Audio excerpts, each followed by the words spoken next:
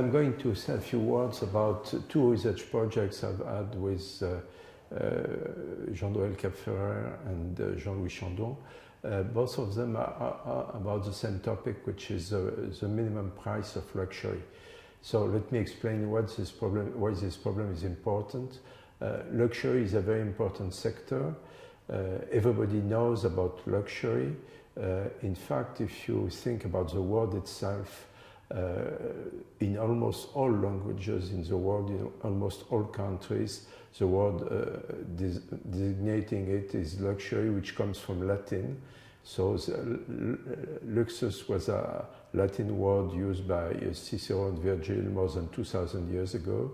And it's still being used worldwide by almost everybody. And when you ask people what they think about luxury, they may have different opinions, but everybody knows what luxury is. At least they believe they know what luxury is, because when you begin to discuss, you realize that very often a same product or same service appears as a luxury product for some persons and not for others.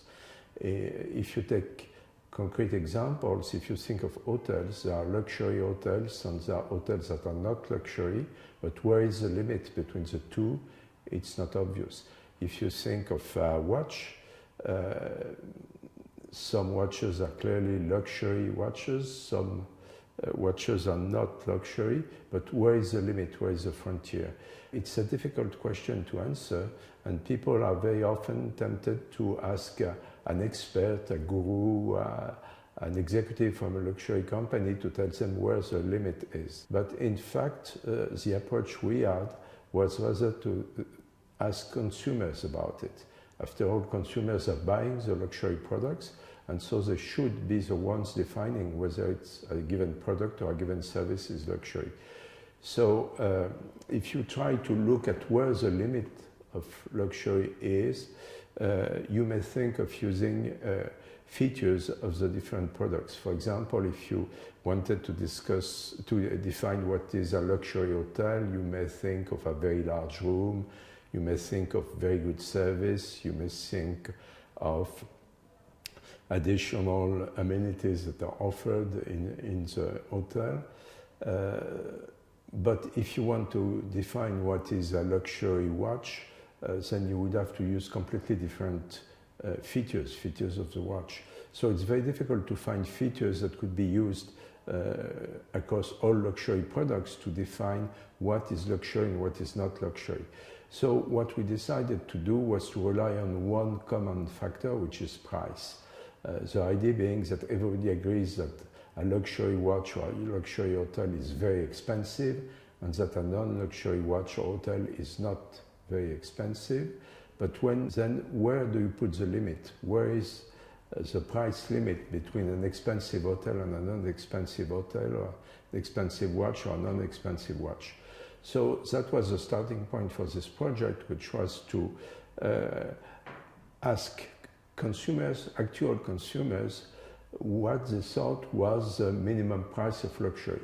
To be precise, for a watch, for example, we asked them the following question: in your opinion, what is the minimum price of a watch for it to be qualified as a luxury watch? Or we asked the same thing for a necklace. What's the minimum price for it to be a luxury necklace? Or we ask it for a wallet or for shoes. What's the minimum price for shoes to be considered as luxury shoes? We were very lucky to obtain data from Ipsos, who had been interviewing 8,000 consumers worldwide, and each consumer indicated what was, for this specific consumer, the minimum price, let's say for a watch, to be considered a luxury watch. And this is what we analyze in these two research projects. What are the main conclusions? Well, the first main conclusion, which is perhaps the most important, is that there are huge differences across people. Typically, you have a large number of people who give a very low price limit for luxury, and a small number of people who give a very high price. For example, for a watch in France, many people, that's the most frequent answer, will say a luxury watch starts at 100 euros. So you have a large number of people who believe that. But for some people, the limit is much, much higher. It could be 1,000 euros. We even have a few people who say it's 20,000 euros or 30,000 euros. So the first conclusion is that there is no single answer. Consumers do not agree on what is the limit of luxury. Each consumer has a specific limit which is personal. Then we ask each respondent to indicate the minimum price for about 20 different products. Products belonging to three categories: jewelry, so rings or necklaces, leather goods, such as a wallet or a handbag, and clothes, including shoes, plus a few items that are not easy to classify, such as a pen or glasses. Now, the second answer, the second conclusion is that people are rather consistent in their answers, in the sense that if somebody gives a very low price limit for a luxury watch, the person will also give a very low price limit for a wallet or for shoes or for jewelry. And on the other way around, if somebody gives a very high price for a luxury watch, the person will also give a very high price for a luxury wallet or a luxury pair of shoes or luxury glasses. So people are consistent, which says that these big differences across people are not random. It's just that some people, many people think that luxury begins at a very low level, and a few people think that luxury starts at a very high level. Third conclusion is that you can really identify big differences across countries, in the sense that if you ask the same question, which we did in 7 different countries, you find that countries are not homogeneous. Typically, the country in which the average limit for luxury is the highest are Italy or Japan. Depends a little bit on the product category, but Italy and Japan tend to think that the limit of luxury is pretty high. France is closer to the mean, let's say in the middle, with Spain. But then you have 3 countries that typically think that luxury begins at a very low level. One of them is Germany, where in Germany people tend to think that luxury begins at a lower level. But the 2 countries with the lowest levels are the United Kingdom and the United States. So you have big difference in the sense that you may have an item at a given price that will be considered as a luxury item in the US, for example, in the UK, because it has a certain price, but this price will be too low for it to be considered as a luxury item in Japan or in Italy. So there are really major differences across countries, and you cannot say that there is one average price frontier, price limit of luxury worldwide. In fact, it varies a lot across countries. In addition, if you want to be very specific, the answer is a bit different depending on the product category. For example, for watches, the country with the highest minimum price is Japan.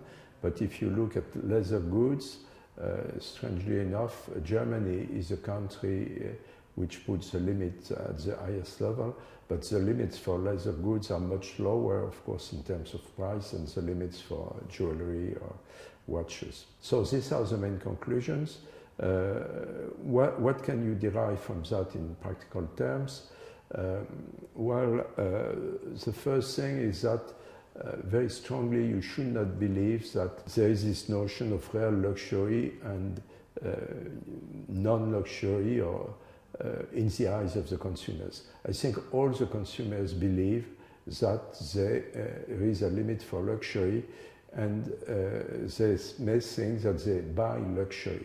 Of course, people who put the limit very low may buy something believing it's luxury, and this same thing will not be considered as luxury by people who have a high idea of luxury. But I think the first group is not cheating. That's what they believe. They think that this is luxury. So in some sense, everybody, as I said, the word luxury, everybody can speak about it. Everybody thinks that they know what luxury is. Everybody thinks that they can buy some luxury on some occasion. It's not that they're faking it. They really believe they have access to luxury. But for them, luxury starts at a very low level. So I think it's very important that everybody can get this pleasant feeling of having access to luxury, even if some guru or some person with a high income would say it's not luxury. The second thing is that because you have these huge differences across countries, it's difficult for a company to sell luxury goods in different countries because the price limits are not the same. And you cannot take the same item and sell it at different prices in different countries because consumers are traveling and they may find if you are Japanese and you know the price of a product in your country. If you go to the US and find it's half the price, you won't be very pleased. So in general, what companies do is to sell different items in different countries. So if you want to buy a handbag, you'll find a handbag from a luxury company everywhere in the world, but the models will not be exactly the same and they are not going to be sold at exactly the same price. So you can adapt to a country where the price is relatively lower by selling handbags at a lower price, but this should not be the same handbags that are sold at a high price somewhere else. So these are the main conclusions from our two pieces of research. So again, one of them was with Jean-Noël Kapferer, and it appeared in Journal of Business Research at the beginning of 2016. And the other is with Jean-Louis Chandon, and we are still in the process of working on it.